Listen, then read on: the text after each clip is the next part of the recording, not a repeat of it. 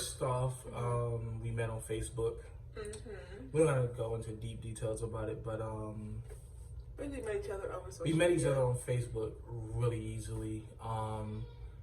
She actually texted me first. Yeah, it went fast. After we met, about 3 weeks later, we was actually moved in together. Yeah. After 3 weeks of being moved in together, we actually started Puppy love phase. puppy love phase. It was great happiness. Very at the beginning. Against everybody's will, those like don't move in that early, but I guess God kind of wanted to put us together early. I had no choice if you really think about it. Yeah, she was in a situation where I had nowhere to go, so I had to. And I think God put it that way for a reason, because He wanted me to get out of my mother's nest and step into what He had. Yeah, it was very early. It was very early. We didn't have no clue what was going on at that time, but we actually stepped into it very early. We ended up dating 3 weeks, moved in together. Actually started like a joint banking account with like 4 months later. Everything together, yeah. So we was actually kind of like living a married couple's life, even though we was dating still. Just now got together. I remember we was young too. Yeah, I was very young at the time. But so after that, after we met each other, the first year was kind of good. We had our ups and downs, but the second year was it was getting a little sketchy at times, but the arguments started to really get a little bit more intense. Yeah. The third year is when everything kind of just went straight downhill in our relationship, and third year, I think we had a baby.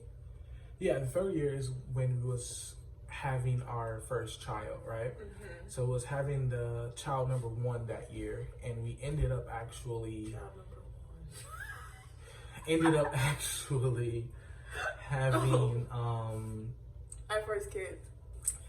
no, the most intense argument. After our first kid, we actually went downhill a lot more worse than we already was. So after the third year, I actually decided to actually ask you to marry me around that time. It was after we actually had the first child. Yes, I asked you to marry me. Super bad argument started. Yeah, it was just good. It wasn't a good engagement. we ended up throwing wedding rings all around. It was just intense. Well, gotta be honest, but it was an intense argument. It was just went so crazy. Like it was just chaos every day. So that's kind of like, the beginning of the story a little bit, but then it got like really into like deeper troubles, right? Yeah. You want to explain like some of the troubles, or? I can explain my troubles. Well, my deeper troubles was my evil desires I had against him. I wanted the best life at a young age. I wanted the most fanciest clothes and closets full of stuff. And if I couldn't get him, I went crazy. Fighting, arguing, hating each other. Most of the time we was always separated in our house. I was either always in a room with the baby. He was always either out cleaning up or doing other stuff that he wanted to do, because that's how bad our connection was. It's like we wanted to stay together, but we couldn't find the connection, the peace that we had within each other. And what caused that disruption was that my evil desires took control over me. So when her desires kind of set in after we had the baby the most. After our daughter was born, she kind of wanted the biggest houses, the cars, the crazy amount of clothes, and I wanted to provide those things because I wanted to make her happy, I felt like it was my job at that time to make, my fiance at that time happy. I wanted to make her proud that she's with me.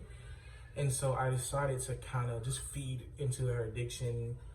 We started planning on moving to houses that we could not afford. We started trying to buy cars that we could not afford. We tried to live a lifestyle that we couldn't afford at all. And we actually put ourselves more in debt trying to please each other than You know, and it got to the point where we was just thousands of dollars in debt trying to please her her certain desires. And you know, I had my desires as well, but it was more of like connection desires, you know.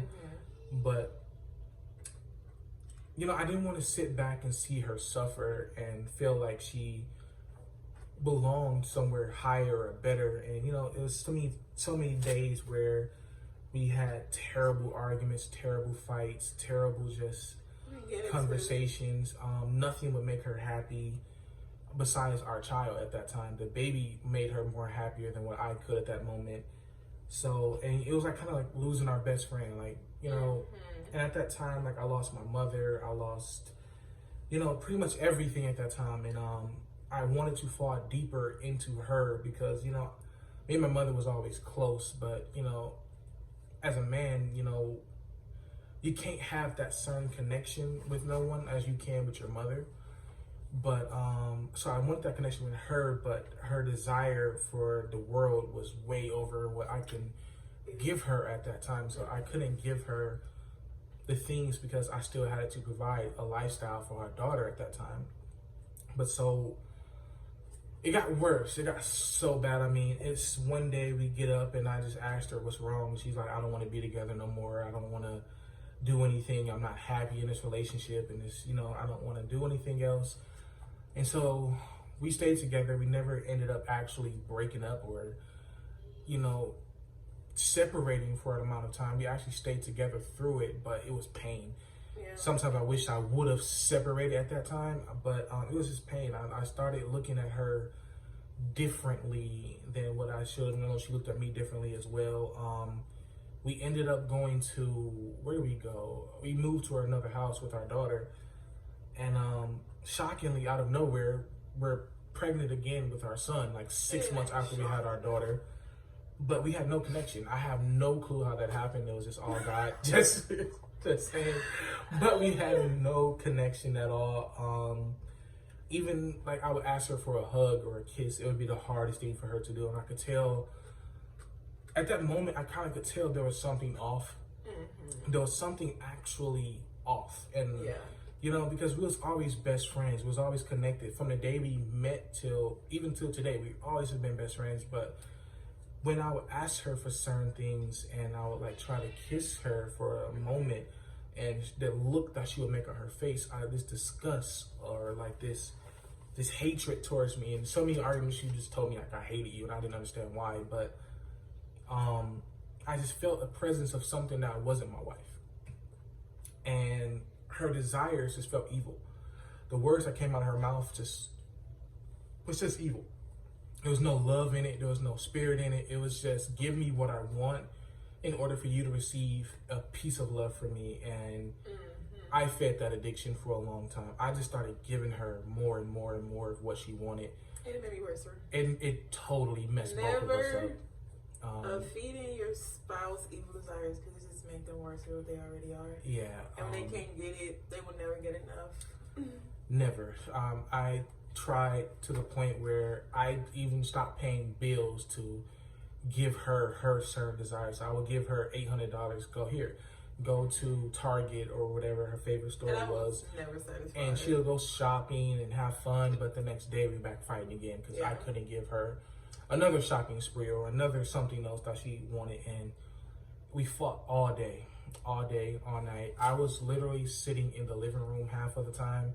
She would sit in the bedroom with the baby, you know, and I couldn't argue with her because she was pregnant. So it got to a point where I had to literally just bite the bullet. You know, I couldn't argue. I couldn't state my point because she got pregnant again with our second child. And, you know, I didn't want to go in any deeper, like fighting, trying to get her to convince her. So I started looking up ways to actually help her and help our situation out because I had a lot going on as well. I felt like I put too much on her plate to be able to handle. We got together young, and I don't think neither one of us knew exactly what we was doing, but we were so close. We had such deep love, but it just kind of all just went away as soon as I got married. Like as soon as I proposed, it just went downhill. Like as soon as I gave her the wedding ring, it was just kind of like, no. So I started looking up other ways, and I started reading different things and looking at different people, like how did they fix their marriage. And I even went on social media like, oh, they look great, maybe we can look like this. I thought buying, fancy stuff would get us. Nothing worked. I'm just gonna tell you, nothing worked. I looked up libido issues because we had a really bad sex problem at that time. I don't know how, because we got 2 kids, but we had a terrible sex problem at that time.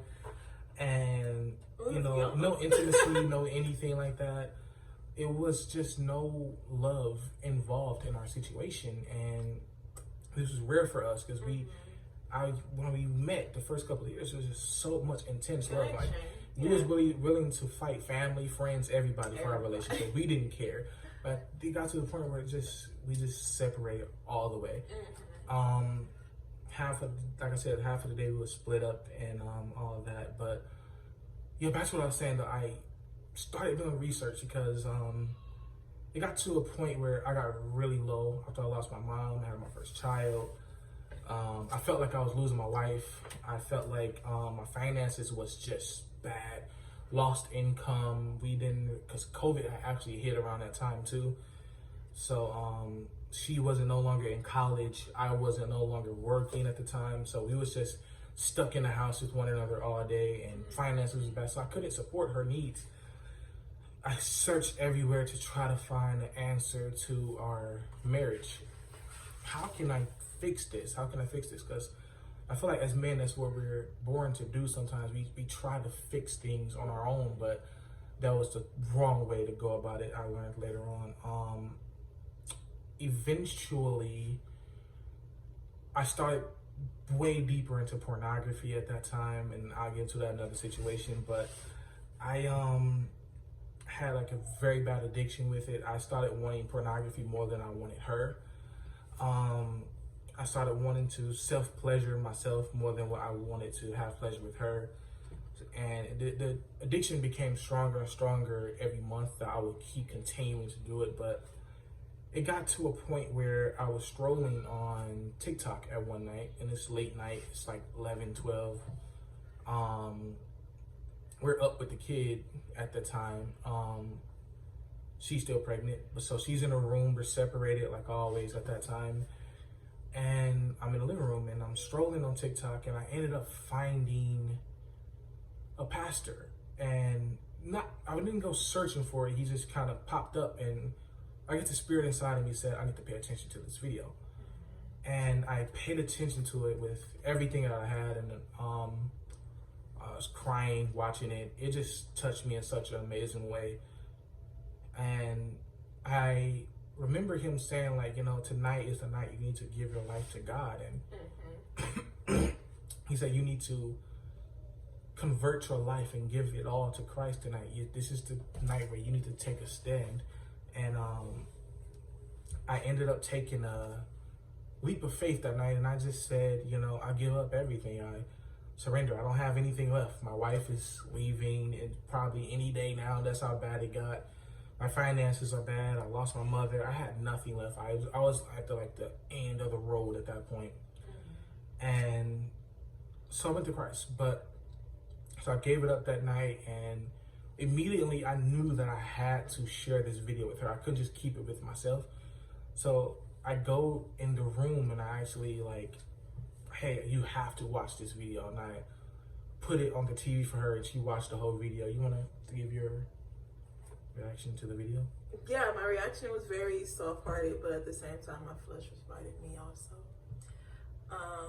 But I knew I had to fix myself. I wanted to, but I just didn't know how. So I guess I just gave it a try, and it was pretty well. And I do want to say something. It wasn't that she intended on what she was doing, but she just didn't know how to fix her problem. My problem. She did her own research at times, and we both really wanted to be together. I'm not saying that we didn't try to fix it. We did, but it's just we couldn't find any real answers to keep it elevating higher. It would be every now and then.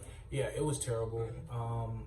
It just would go up and then go down. Way down. Yeah, and then come back up, but then stay down for a long amount of time. And it just didn't stay elevated the way you wanted to. Yeah, we'll make a separate video about the trials in that situation. But we gave up our life to Christ that night. We actually held hands and we said we want to do this together because we felt like this is our last option. I'm going to be totally honest and transparent, you know, open, honest, and transparent with you. I did not give my life over to Christ for the reason that I thought. Sure. I thought I gave my life over because so he can help me get, like, you know, finances so I can give her what she wanted. To feed my evil desires. To feed her desires. Boy, was we wrong with that. Very. But I didn't end up receiving like extra money or extra things to give her or nothing. I was actually, when I gave up my life, just know that you die on the inside. Like the old you have to go away. He's not going to just bless your evil. No. You know, he's going to bless the desires that he puts inside your heart. And so he had to do a work on us. So what started to work with us was actually my masturbation had to go away. So he started me on this journey where a 30-day masturbation, no masturbation plan, no sex from her or no masturbation, no anything like that. Because my desire at that time was like pornography and sexual things. So I ended up with her. I did the thing for about 60 days because she ended up having a baby and we couldn't do anything around that time anyways. But that was I can't say it was my hardest time, you know, but it was a tough time for me because like it was no intimacy still. Even though we gave our life to Christ, we still wasn't loving each other. It wasn't just saying like, I give my life to you, but then stand in your own ways ain't enough. You have to give your life and then allow him to teach you. Yeah. So after that, we kind of had to give it all. Like he had to lead us and guide us. And I say the first step, I'm probably not in order, but one of the first steps after that, the second step was actually we had to get physically married.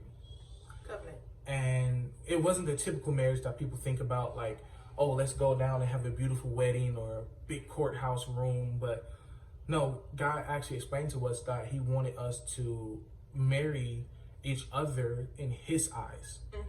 And we had to actually do a different type of, I guess it's not traditional, but we actually had to pray, allow the Holy Spirit in. We had to put our hands on the Bible and make a promise to God that we was actually going to stick with this marriage. And so it was a spiritual marriage, not like a government marriage where you got the paperwork right away. We didn't have a dime at that time. We was like broke. We didn't have money for a marriage. We didn't have money for a fancy wedding. We didn't have money for none of that. It was actually just like broke at that time. But we ended up making a covenant. And that's what God cares about more than just a piece of paper that says that you're married. When you see wedding, that's worldly. That's what so the man if you're in a relationship, you living together, you got kids together, in God's eyes, you're married. Because it's a covenant that you just created with that person. So we ended up starting a major covenant together, and it was major for us at that time. Right after the marriage, that's when I actually started the masturbation fast, right after we got married on December 12th. Yeah. No. Because our son was born in January, but sorry. Now you have the Spirit.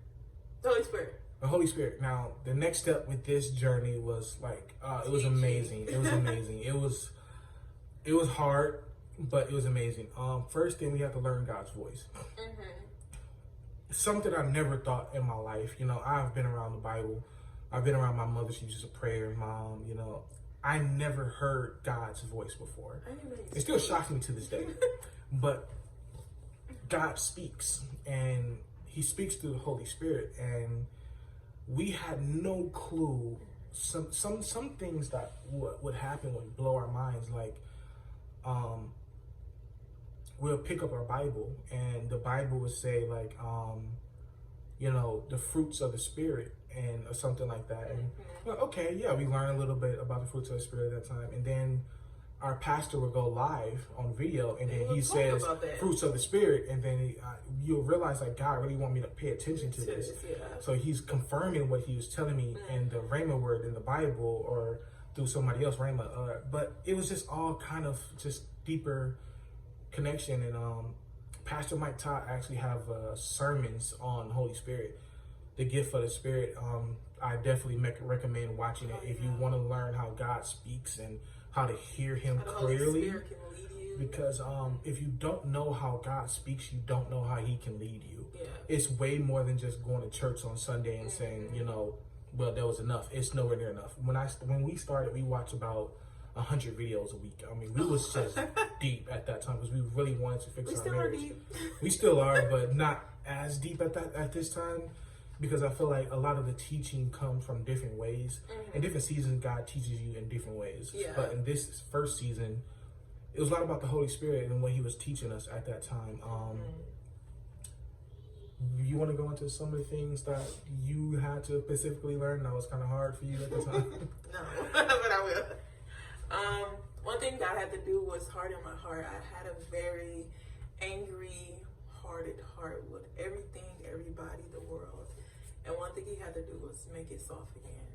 And I'm not gonna lie, it wasn't easy, but it was worth it because I'm a better person now. Like I said, the biggest, very first thing I remember when we was really fighting really bad about something. I'm pretty sure it's about me, as always is. But I remember. Oh, it was about Fashion Nova. I guess I wanted some clothes, Evil Desire moment. And this is after the marriage, by the way. After we gave our life so to Christ. don't think we give your life to Christ, everything is going to just know. Yeah, you have to put in the work. You have to put in the work and the actions to actually fix your heart, because that's what God is looking at. He's really looking at your heart, not really. But God teaches you how to. Teaches you how to act and do things and fix those things. And when I was being really bitter with him, I was fighting with him. I didn't want to talk to him. I ignored him half of the day. And we turned on the video of Pastor Richardson, and that night he was talking about bitterness. And bitterness is not going to get you anywhere. Bitterness is not a good thing. Yeah. And I was just really in self-condemnation about it. So I really cried half of the night about it. Because I felt the bitterness that I had against him. Like, we was actually like mid-argument. I'm talking about mid-argument. And I just decided to turn on the pastor because I'm like, I don't want to hear this anymore. Yeah. And the pastor was like, you're being bitter. You're being bitter to your husband right now. It's like he was yelling at God was literally just speaking to her right then and there. He was like, you're being bitter. You need to stop the bitter. But he explained more than just you need to stop. Yeah, it made you understand like a bitter seed from her past. And my things bitter like that. seed grew into a tree. Yeah. A lot of water got planted. I planted a bitter seed, so that's who I became. Yeah, and God had to take that out. It was just a lot of teachings like evil desires, evil. For the video's sake, we're not going to go into everything teaching. We will make separate videos on that. But like evil desires had to get switched up. The bitterness. It was actually a lot about marriage. It's a video by Tony Evans that we watched. It was about just look up Tony Evans. Marriage. Let me write it down. Like some of it. I just wrote Tony. No, I think it's The Helper.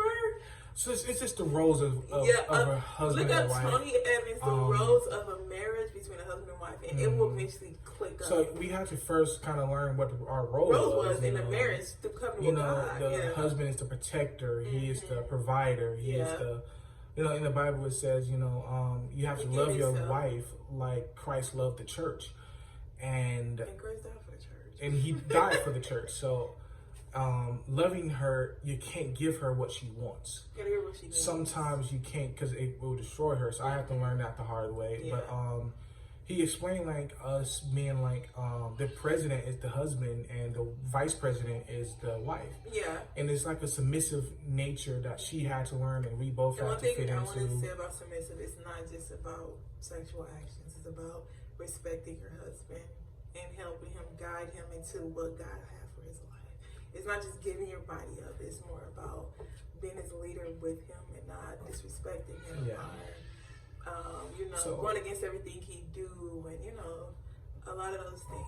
It's not just about. We actually still have the book over there. God actually told me to buy a book, and at this time we didn't read books. books like that. Like, we didn't read. Like, I'm not gonna lie, it probably took us a long time to even read it. But he was saying, like, you're being disobedient by not reading. Disobedient is another thing. Oh, man. But whole other chapter. We're going to get into that in future videos. He said you're being disobedient by not reading the book. The book is... Relationship Goals by Pastor Mike Todd. Look it up. It's actually a good book to read. It actually explained a lot. It tells you how to be in your marriage, it tells you how to control your arguments, how to control the anger. I definitely recommend it. It's a good book to really read, to get into. Don't start with the book. I say start with going to Christ and start with letting the Holy Spirit guide you. Because you might need that book. Because he could lead you to a different book. Exactly. Every circumstance got different things where God can send you to a different place. Yeah. But if the Holy Spirit guides you to the book, you should definitely get that book. It's definitely worth to read, but definitely more is being obedient, you know. Hearing God's voice, and he was like, get the book. And I said, okay, well, I need to get the book because we have to fix our marriage. We wanted the book, though. Yeah. And then we actually got it. And it really helped us understand more of a covenant, and actually, marriage. I spent like my last money on the book. I barely had any money at that time, so I spent my last money on it. I was still borrowing money from people. We barely had any money, but I got the book anyway, and it was another teaching in that. But so now it was time to walk out everything we learned. We went through a whole season of teaching every day. I'm talking about every day we were studying. And if we didn't study, it got to a point where it was bad. We knew we was being disobedient. So we had to study 1 Corinthians, I think it was chapter 7 in the Bible. We will drop the scriptures in the video, should be at the end, or we will put it in the some of our scriptures box. that we studied on. We want you guys to go read them so you can understand more of what it is. Those scriptures helped us out. It helped you understand more of what's your role in a marriage, I can say. What's your role as a wife, what is your role as a husband? And so we ended up having to walk in the teachings now. Like, now that I taught you, I'm going to go silent for a little while, but God was silent. We're like, okay, what is next? You know, our marriage is not healed yet. Where are you going? We still arguing sometimes. We still One thing about a marriage, you're going to disagree because you're two different people with two different mindsets. So it's something that he like, you don't understand, something does, but it's the way that you argue about it. So before God went silent, he gave us a promise. Before we got sick. A major promise. And it was like a lot of stuff in this promise that we can talk about in another video, but one of them was that he said he's going to heal our marriage. Yeah. Another one, he said that he is going to move us to where we are now, move us to Dallas, Texas. And that's something we wanted. We was like, wait, God is moving us. Because if you think about it, we always wanted to move since we met. Yeah. I remember the first time on the phone, we always discussed that we don't want to live in this city anymore. We was like, we're done with Wisconsin at this time. We're like, we're moving. Done, and then, he God confirmed it. Like, I remember the first night we was actually planning on moving somewhere else, but God was like, no, you're going to Minnesota. Dallas, Texas. I was like, oh. Really? So it's too hot. I can't do that. Yeah, and it was shocking, but he confirmed it. He was like, yeah, you're going. But he was saying, like, be obedient. And, obedience is don't look back whenever you get there. And we thought, well, that's another video for another situation, but we had to walk out. Had to walk it out. So the things he taught us. He gave us a period of time when he told us the promise. And now we had to have faith in the promise. And also be obedient. But we had to be obedient to what he taught us. Like, we wasn't getting the promise by acting a fool. So we had to stick with the first season of what he taught us. And every day, it was difficult, but the enemy's job is what he's going to do is take away your consistency. Yeah. So we'll have a week of just great love, great passion, great energy. We actually got away from and let me tell you something. God took away all our finances. I'm talking about, he was like, you're not going to make a dime. If you're going to move, I'm going to move you. Yeah. Don't even try to move on your own. But that's another. But yeah, but but he said, I'm going to move you. But that's for another video about our journey to Dallas. But the reason why I say that is because we was at home all day. But we got rid of our kids. And we had like a little bit space from our kids. So it was by ourselves. But see, I understand because you got to understand, like, our kids was our happiness. And he had to take away that type of happiness. He was like, no, I don't want you smothered with your children. I want you smothered with each other. You're not even going to be able to work to get away from this. You're going to have to stick with each other and do exactly what I taught you. So you can't go to your kids and be like, well, I'm just gonna play with the kids for a while. I don't really want to deal with that marriage stuff today. No, the kid was gone. So after the kids was gone for a while, I was in daycare for like 9 hours a day, and we didn't even work at that time, but we had to go on like a marriage. I'm not gonna lie, the beginning was really... It was amazing. It was something we never had before. Probably one of the most amazing times that we ever connected in a super long time. We ended up going on walks, going on these new journeys every day.